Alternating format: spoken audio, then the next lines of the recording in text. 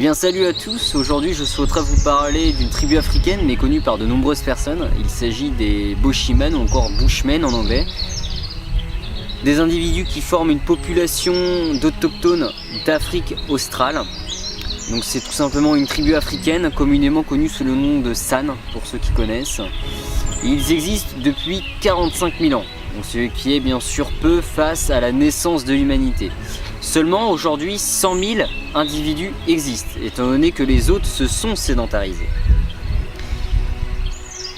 Ils vivent majoritairement dans le désert du Kalahari et on estime qu'il y a à ce jour 60 000 individus au Botswana, 30 000 en Namibie et 10 000 en Afrique du Sud. La plupart sont chasseurs-cueilleurs, comme nous l'étions autrefois, et ces individus communiquent avec des clics de la langue, donc une caractéristique unique à leur tribu. En fonction des territoires qu'ils occupent, ils portent des noms différents, mais toujours en relation avec leurs origines et leur mode de vie. Pour une désignation simple et rapide, Boshiman ou Bushmen signifie homme de brousse, tout simplement. Comme chaque peuple, il possède une histoire très intéressante et assez diversifiée, et de nombreux écrits ont été effectués à leur sujet.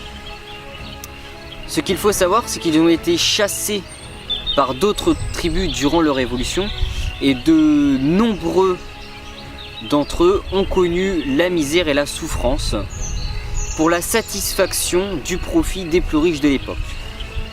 À ce jour, les San ne sont plus menacés par d'autres tribus, du moins pas à ma connaissance. En revanche, ils sont menacés par le gouvernement botswanais, dont ce dernier souhaite instaurer la prospection diamantaire des lieux qu'occupent les Bushmen. Enfin, si vous souhaitez avoir davantage d'informations à leur sujet, que ce soit sur leur mode de vie ou sur leurs rapports sociaux, je vous invite à visionner un film qui est sorti maintenant il y a de nombreuses années.